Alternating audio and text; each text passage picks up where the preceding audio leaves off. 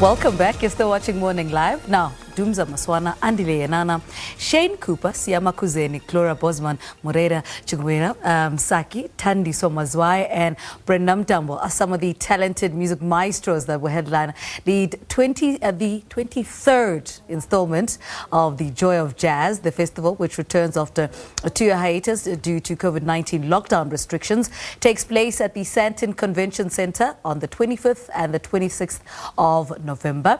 Now, to tell us more, we're joined in studio by Joy of Jazz Festival Director, producer, that is, Mantwa Chinoamadi-Mutsinya. She joins us now. Good morning. Welcome to Morning Live. Good morning. How you doing? I'm okay, and you? Good, thank you. 2 years, lockdown, you can't do Joy of Jazz. What are the organizers doing in that time? Creating and trying to come up with something, hoping that when we go back, whatever we will present or we have curated is what people would love. Yeah. Talk to us about this year. You had the announcement on Thursday, was it? On Wednesday. On Wednesday. What came out of that? Well, that announcement, a lot of people had a shock, but they were very surprised. But, you know, it's warming after every artist has been announced to see how people out there are happy that we're actually doing what they've been hoping we do. You know, an ultimate African jazz experience. Yes.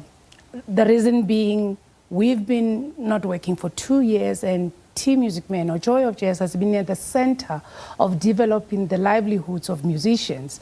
Now, going back 2 years later, we felt that, you know, this is the right space and time for us to help recover all the losses that people had. I mean, musicians and the whole ecosystem of the music industry was on a standstill. So going back, we feel and believe that we first have to recover the arts economy of our own. So you've also gone SADC as well. You've gone into the SADC region. Tell us a little bit about that. So we went SADC, and in the near future we'll be announcing other artists in Africa. So hence we say it's the ultimate African jazz experience. Yes, we went SADC. There are musicians who are in the SADC that have been supporting the music industry in South Africa. I mean, Jimmy Lulu, a lot of people don't even know that Jimmy is from Moz. Yeah. But he's always been here with us, you know, sharing his talent, his music, his creative with us. Yeah. So we went SADC, we went, Mahube has artists coming from Zimbabwe, and we just wanted to be a whole beautiful African experience. So tell us a little bit about the different stages. For somebody who may not know, who've never been to Joy of Jazz, you have different stages. Who's going to be at the different stages?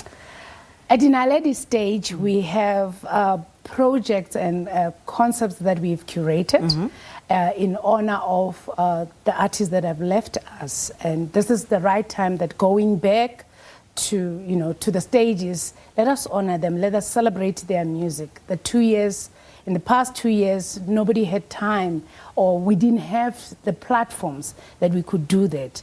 There are artists like Mandisi, who is very young, Mandisi Jantis. You have Bokani Daya, you know, we have the young lions, and yet we still have those legends in those stages. And at the Conga stage, we have, you know, young artists like Msaki, because we just wanted to reframe jazz.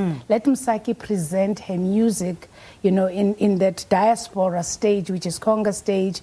We have Mahube again there. We have Dumza Maswana in that stage. So it's different genres of jazz in the same space. And of course, our favorite stage, and I hope yours too, is Mbira stage. Right. Mbira stage has always been our Afro soul or neo soul stage, where we have Thandiswa heading, Ringo, Brenda Mtambo, Malay, you know. So the young ones will also come. We also use that stage for audience development, because once you get to the Joy of Jazz and go to that stage, we always see a reoccurring or recoming of art, or the fans going now to the other stages that they would have said, oh, I get to be jazz, I don't listen to jazz, I don't understand jazz. But once you are in that space, you are able then to say, I was here last year, let me go. And some people do it in the same year.